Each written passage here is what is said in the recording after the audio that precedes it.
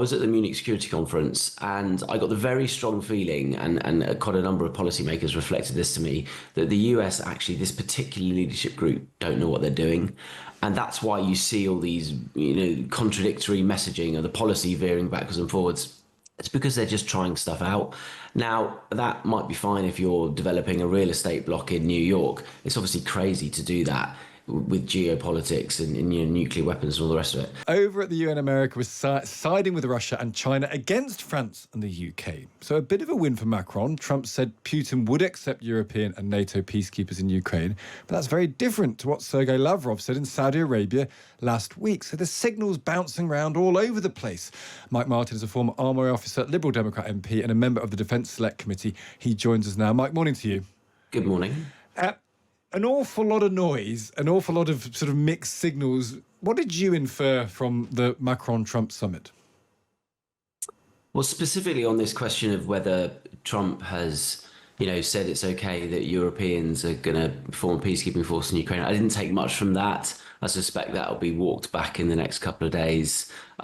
Overall, I thought there are a couple of interesting things out of the Macron-Trump summit. So firstly, Macron fact-checked him in real time, several times. So they were in the Oval Office together, and Trump would say something that was completely false, as he does all the time.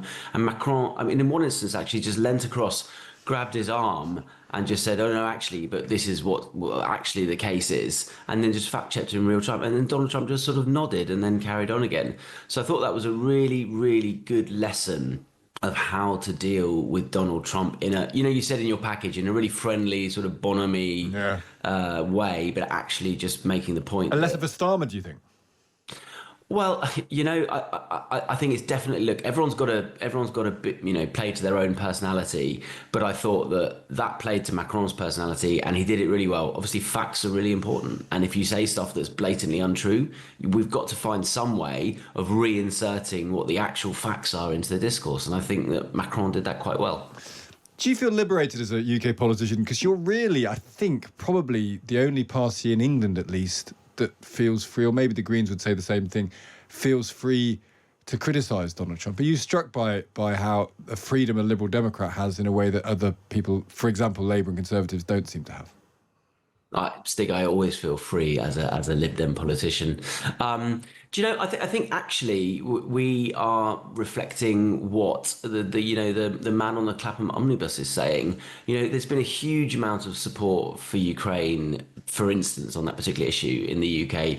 Many people have taken Ukrainians into their home in Tunbridge Wells. We have a Ukrainians a Welcome organisation, and that that's totally at odds with how Donald Trump sees that. And you mentioned the UN vote.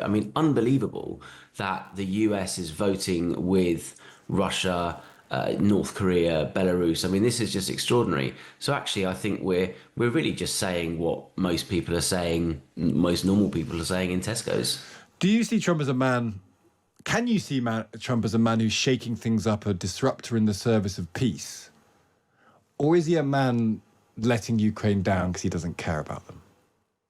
He's definitely a disruptor of that, there's no doubt. And nothing wrong with disruption. We are coming to the end of an era of, where we've had a status quo for a long time. And so we are moving into a new era. So there's nothing wrong with disruption.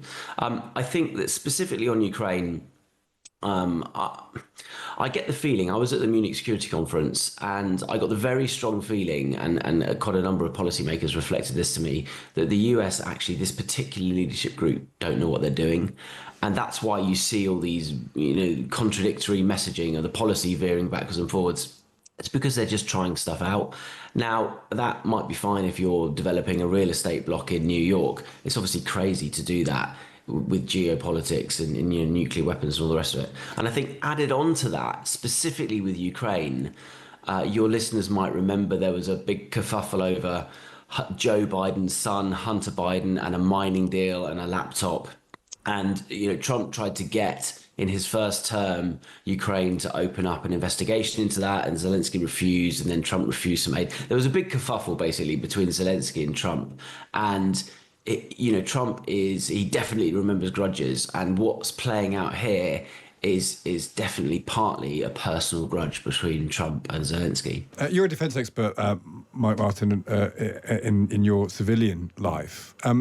Is a European peace force actually possible, even if Putin allows it? So Trump says last night, I've spoken to Putin, he would allow a European peacekeeping force.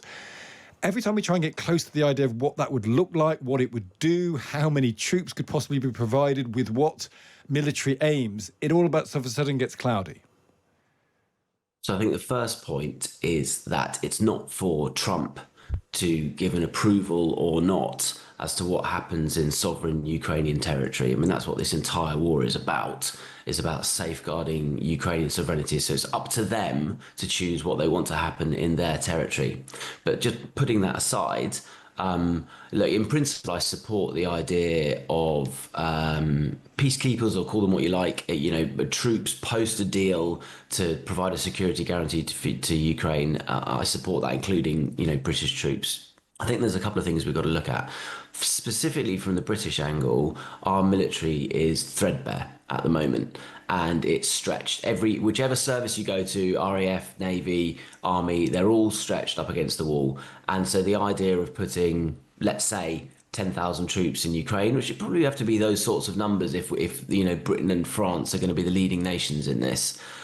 That we couldn't do that now, and so we need to think about increasing the size of the army. We need to think about increasing defence spending. That's what the Lib Dems are arguing for. So 2.5 now, and then a national conversation about 3%. And so that's that needs to happen. And then the other thing, I think we need to think about the geostrategy of it, because if the Europeans put, let's say, 100,000 troops in Ukraine, that then ties up those troops, and they can't be used elsewhere on the border with Russia. So in Estonia, Finland, Latvia, Lithuania, Poland. And so I would advocate that rather than rushing in to try and solve the Ukrainian problem, but potentially opening up another problem for European security, I think actually we need to accept that with this US leadership, NATO doesn't really work.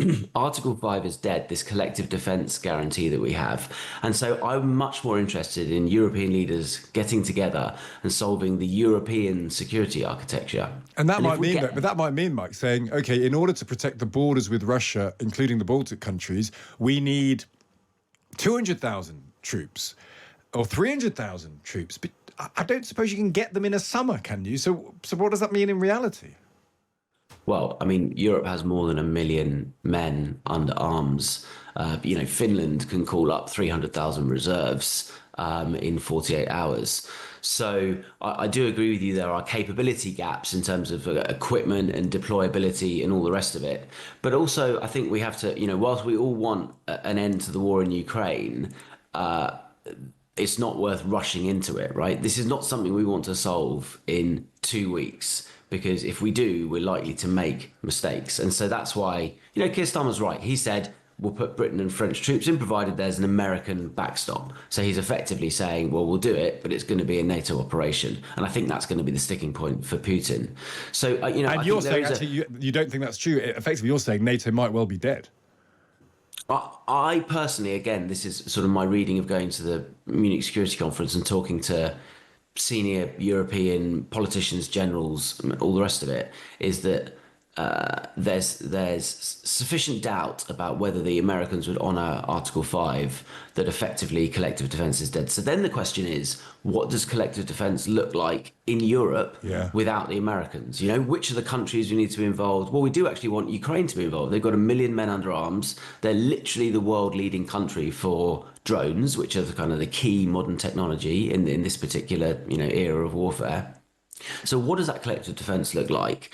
How do we make that eastern flank with Russia secure? And if we get that question right, the bigger order question, it actually solves the Ukrainian question. It's a sort of de facto. If we get the bigger question right, it will solve the Ukrainian security problem.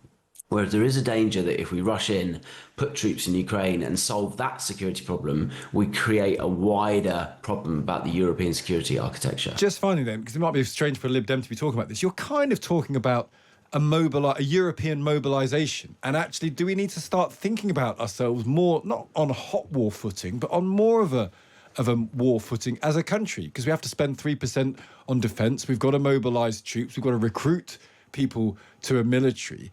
Is this what we're really talking about? Europe needs to be putting itself more on an armed footing. We are about 1935 now. We need to rearm, we being the European countries, of which obviously Britain is a part. This is nothing to do with the EU, this is about the continent of Europe. We need to rearm and re-equip and re-synergize our forces. And if you look around Europe, that's what European leaders are saying. The Danish have gone to 3%, the Baltics are already at 5%, Poland's spending 4.5%.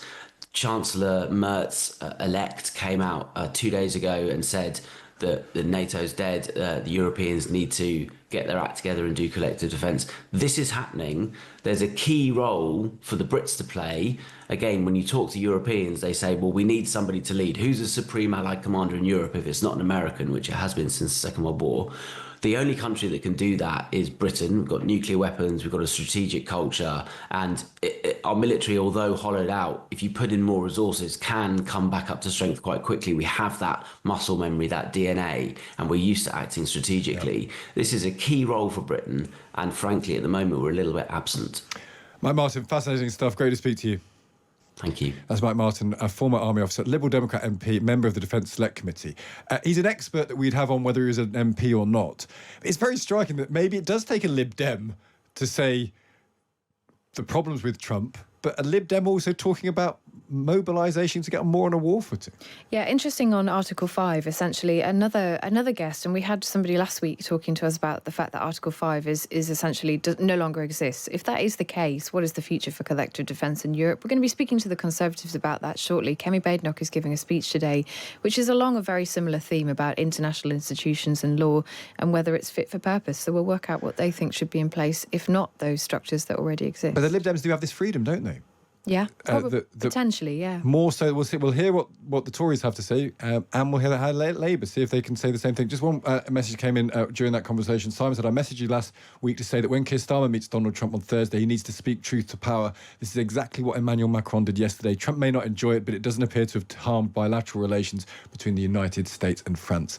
If you can find a way of doing it, will it make any difference? Do we know whether it hasn't harmed bilateral relations yet? We might find out in the coming weeks and months.